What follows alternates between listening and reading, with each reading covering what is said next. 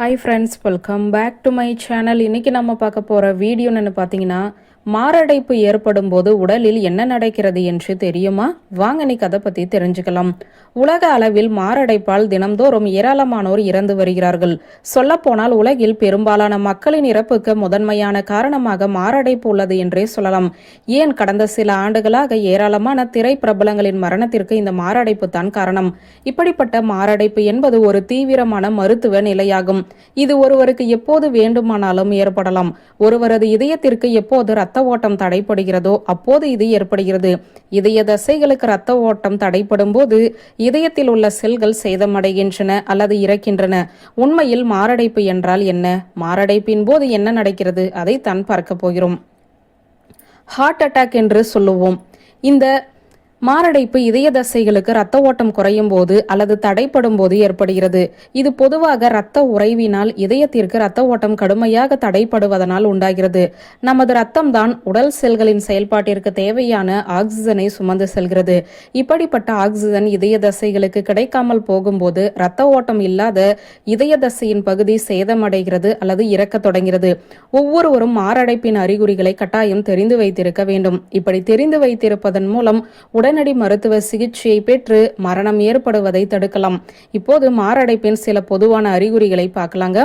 நெஞ்சு வலி அல்லது அசௌகரியம். நெஞ்சு பகுதியில் அடிக்கடி அழுத்தம், இறுக்கம், ஒருவித அசௌகரியத்தை தொடர்ந்து ஏற்படுத்தும். இதுவும் இப்படியான உணர்வு அடிக்கடி வந்து போகலாம் அல்லது சில நிமிடங்கள் நீடித்திருக்கலாம். மூச்சு திணறல், சுவாசிப்பதில் சிரமம் அல்லது மூச்சு விட முடியாமல் அவதிப்படுவதுமே மாரடைப்பின் ஒரு பொதுவான அறிகுறி. மேலுடலின் மற்ற பகுதிகளில் வலி, அதாவது நெஞ்சு பகுதியுடன் கைகள், முதுகு, கழுத்து, தாடை அல்லது வயிறு போன்ற பகுதிகளிலுமே வலியை சந்தித்தால் அதுவுமே மாரடைப்பின் அறிகுறியாகும். குமட்டல், தலை சொற்றல், அதிக வியர்வை. திடீரென்று நெஞ்சு வலியுடன் காரணமே இல்லாமல் குமட்டல், தலை சுத்துவது, அதிக வியர்வை வருவது, இதை நீங்கள் சந்தித்தால் அது மாரடைப்பின் எச்சரிக்கை அறிகுறியாகும். மாரடைப்பானது இரத்த குழாய்களில் உள்ள அடைப்பினால் இதய தசைகளுக்கு இரத்த ஓட்டம் தடைப்படுவதால் ஏற்படுகிறது.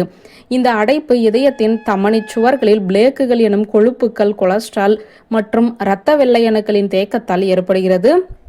இந்த பிளேக்குகள் சீர்குலைந்தால் அது பல சிறிய துண்டுகளாக உடைக்கப்பட்டு பின்பு அது உடலின் பல்வேறு பகுதிகளுக்கு சென்று தங்கிவிடும். இந்த நிலையில் இரத்த குழாய்களை ஏதோ ஒன்று தாக்க வருவதாக நினைத்து இரத்த சிவப்பணுக்களும் வெள்ளை அணுக்களும் அந்த பிளேக்குகளுடன் தங்களை இணைத்துக் கொள்கின்றன. இந்த செயல் இரத்த குழாயை சரி செய்யும் ஒரு செயல்முறையாக இருந்தாலும் இது ஒரு கட்டத்தில் இரத்த குழாய்களில் தங்கி அடைப்பை ஏற்படுத்தக்கூடும்.